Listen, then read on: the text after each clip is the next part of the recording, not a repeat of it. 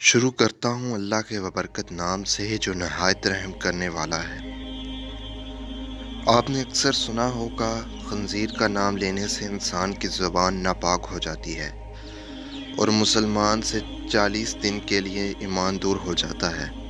خنزیر حرام ہی کیوں ہے؟ اللہ تعالیٰ نے خنزیر کو پیدا کیوں کیا؟ ناظرین، آپ نے اکثر سنا ہوگا کہ مغربی ممالک جان بوجھ کر مسلمانوں میں خنزیر کی چربی یا گوشت سے بنی ہوئی مصنوعات کو عام کرنا چاہتے ہیں۔ اس کی وجہ کیا ہے؟ قرآن و حدیث کی روشنی میں آپ کو آج کی ویڈیو میں ان سوالات کے جواب ملیں گے۔ خنزیر ایک ایسا جانور ہے جو کہ بیک وقت سبزی اور گوشت خور ہے۔ یہ اس قدر زہریلا ہوتا ہے کہ اس پر سب سے خطرناک زہر بھی کام نہیں کرتا۔ اس کی وجہ یہ ہے کہ یہ دنیا میں واحد جانور ہے جس کو پسینہ نہیں آتا، جس وجہ سے خنزیر کے زہریلے مادے خارج نہیں ہو پاتے۔ دنیا کا ہر مسلمان یہ تو جانتا ہے کہ خنزیر حرام ہے، لیکن کیوں حرام ہے یہ کم ہی لوگ جانتے ہیں۔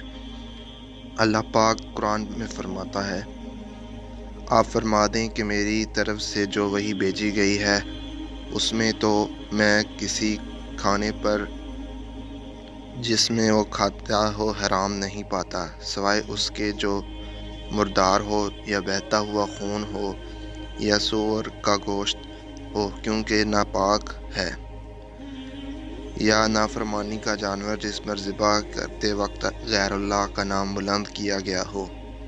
پھر جو شخص بھوک کے باعث سخت لاچار ہو جائے تو نافرمانی کر رہا ہو اور نہ حد سے تجاوز کر رہا ہو، تو بے شک آپ کا رب بڑا بخشنے والا نہایت مہربان ہے۔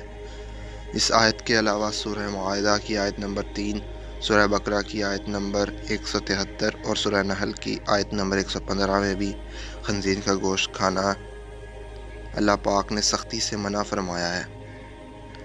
حضرت جابر بن عبداللہ رضی اللہ تعالیٰ عنہ سے ترجمے کی حدیث نمبر 1297 روایت ہے کہ حضور پاک صلی اللہ علیہ وآلہ وسلم نے فرمایا، اللہ اور اس کے رسول نے شراب، مردار، خنزیر اور بتوں کی پوجا کو حرام قرار دیا ہے۔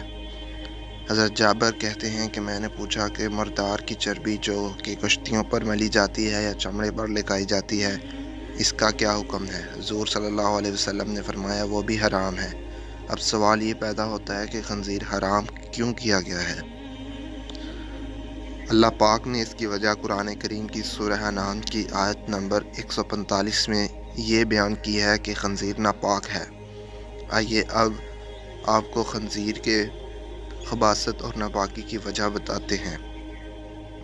خنزیر سے ایک خاص قسم کی بدبو آتی ہے کہ اس کے پاس انسان کھڑا نہیں ہو پاتا، اس لیے مغربی دنیا میں اس کے جسم پر ایک خاص قسم کا تیل لگایا جاتا ہے۔ یہ دنیا کا واحد جانور ہے جو دوسروں کی غلاظت کے ساتھ ساتھ اپنی غلاظت بھی کھا جاتا ہے۔ خنزیر مادے کے لیے خود دوسرے نر کو پسند کرتا ہے، اسے گھیر کر اپنی مادے کے پاس لاتا ہے اور خود ہی ان دونوں کا ملاپ کرواتا ہے۔ یہ دنیا کلر واحد جانور ہے جو کہ ہم جنس پرستگی کو بہت پسند کرتا ہے۔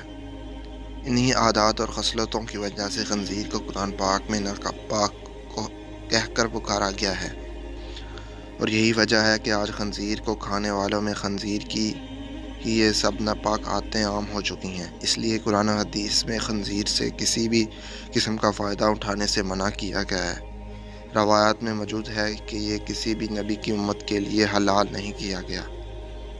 خنزیر کی پیدائش کے متعلق مشہور روایات جس کے راوی حضرت ابن عباس رضی اللہ تعالیٰ عنہ ہیں۔ روایت کچھ یوں ہے، حضرت عیسیٰ علیہ السلام کی حواریوں نے حضرت عیسیٰ علیہ السلام سے درخواست کی کہ کوئی مردہ ایسا زندہ کریں جو حضرت نوح علیہ السلام کے زمانے کا ہو اور وہ ہمیں ان کے حالات سے آگاہ کرے۔ چنانچہ حضرت عیسیٰ علیہ السلام نے ایک قبر پر لاٹھی ماری جس میں سے ایک نوجوان زندہ ہو کر بیٹھ گیا۔ وہ شخص کہنے لگا کہ حضرت نوح کی کشتی میں لمبائی 1200 گز تھی اور چوڑائی 600 گز تھی اور اس کے 3 منزلیں تھیں۔ پہلی منزل پر جانور، دوسری منزل پر انسان اور تیسری منزل پر پرندے پہ تھے۔ اب جانوروں نے اپنے فیصلے سے پہلی منزل پر اتنا گند ڈالا دیا تھا کہ بیماریاں پھیلنے کا خدشہ ہونے لگا تھا۔ تو حضرت نوح علیہ السلام اللہ کے حضور سجدے میں ریز ہوئے تو اللہ پاک نے خنزیر نر اور مادہ دونوں کو پیدا فرمایا، جو کہ ہاتھی کے قریب سے نمودار ہوئے، اور فوراً گند اور جانوروں کا فضلہ وہ سب گند جو جانوروں کی وجہ سے وہاں پھیلا ہوا تھا کھا گئے، اور وہ سب گند انہوں نے ختم کر دیا۔ خنزیر حرام اور نجس العین ہے۔ خنزیر نجس العین ہے، اور نوح سے لے کر بعد تک تمام انبیاء خنزیر کو برابر حرام ٹھہراتے رہے ہیں، اور اس سے کلی اجناد کا حکم دیتے رہے ہیں، یہاں تک کہ جب حضرت نوح حضرت عیسیٰ علیہ نازل ہوں گے تو وہ بھی خنزیر کو قتل کریں گے۔ اب بات کرتے ہیں کہ اس جملے کو خنزیر کا نام لینا 40 دن زبان ناپاک رہتی ہے اور 40 دن ایمان دور جاتا ہے۔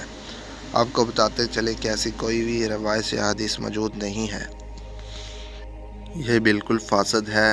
ہاں، علماء نے اتنا ضرور لکھا ہے کہ بلا ضرورت خنزیر کا نام لینے سے گریز کیا جانا چاہیے۔ اگر نام بھی لیا جائے تو انسان دائرہ اسلام سے خارج نہیں ہوتا، اور 40 دن ایمان سے دور رہنے والی بات کے کوئی اصل نہیں۔